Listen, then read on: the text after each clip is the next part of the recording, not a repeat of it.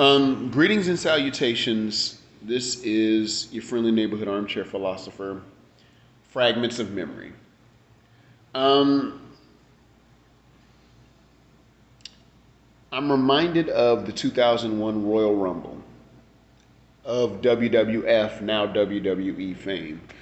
The 2001 Royal Rumble, great pay per view, great matches, but there's an interesting aspect of this pay per view I want to bring up.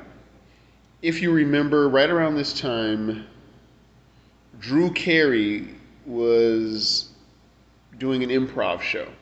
Whose line is it anyway? And anyway, he was going to do an improv show in Las Vegas.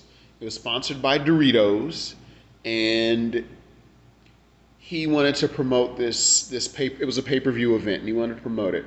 So he shows up at the Royal Rumble, and he wants to talk to Vince McMahon, pick his brain to see how he runs and promotes pay-per-views. So this is sort of a backdoor way of Drew Carey promoting his improv show for pay-per-view. Anyway, Vince McMahon puts Drew Carey in the Royal Rumble, and he comes in. He's one of the contestants in the Royal Rumble. He walks down the aisle. He gets in the ring, and just as he's getting in the ring, the Hardy Boys, that legendary tag team, Matt and Jeff, they are fighting, and they both eliminate each other. So he's in the ring by himself. The countdown's going, and then you see the burst of flame, and out comes Kane, and you hear his music, and then you see Kane slowly plodding along, coming into the ring. And Drew, rightfully so, is scared. And he tries to offer Kane money, and Kane does that classic Michael Myers head tilt and just kind of looks at him. And then he tries to plead with Kane. And then Kane grabs Drew by the throat, and he looks like he's about to choke slam him. But right at that moment, the countdown is gone, and the next contestant in the match, Raven, shows up, hits Kane in the back with the kendo stick. Kane drops Drew Carey. Drew Carey jumps over the ropes of the ring, and he eliminates himself from the Royal Rumble. Now, the reason I bring this up is, how many times have you, and I'll admit I've done this myself, how many times have you eliminated yourself from something because you were intimidated by what it was?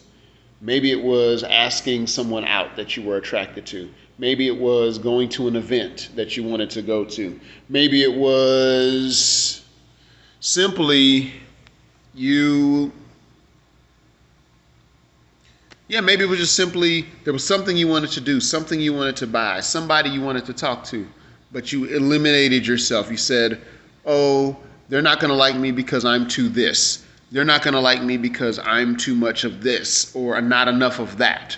So instead of letting the person reject you, you make the decision for them.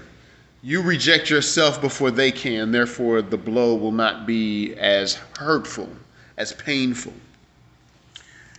And I find that I've done this in my own personal life, where I've opted out of something or eliminated myself from something because I felt I was incapable.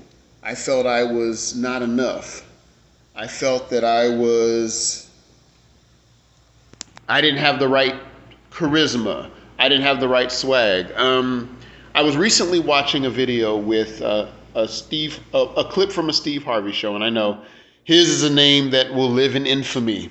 But anyway, Steve Harvey, he was teaching these guys how to pick up women because these guys were pretty much one guy was 37 and he really hadn't been successful with women, and they put him in an experiment where he's being complimented by a woman, the signals are being given to him, but he's not picking up on them. In fact, he's putting himself down. And I find I've put myself down just on certain occasions. And I realized he wasn't doing it because he was entirely clueless, but he was so fearful of rejection that he rejected the other person before they could reject him.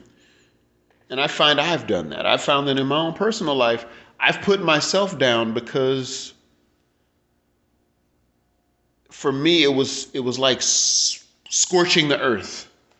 You know, the enemy comes and I know, dang, we're screwed. So I'll burn all the crops. I'll burn all the equipment. You will have nothing. I'll burn it before you get to me. I'll destroy the city before I let you conquer it.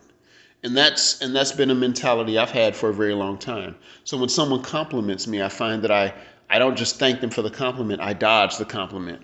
Or if something messes up, I beat myself up really badly. And I understand it's because as a child I was talked about very badly by my peers. Guys, girls, I was the weird kid and people just I felt rejected by people. So then my self-defense mechanism was to reject them before they can reject me. So you don't even get a chance to reject me. You don't get a chance to be talk bad about me. You don't get a chance to belittle me because haha, I've burned the earth. So fuck you. You know, that was kind of the mentality, and I found where it has not served me. I find that what was meant as protection now becomes self-sabotage. Just thought that'd be something I'd like to get off my chest this early in the morning. Well, you guys be easy like Sunday morning. Take care.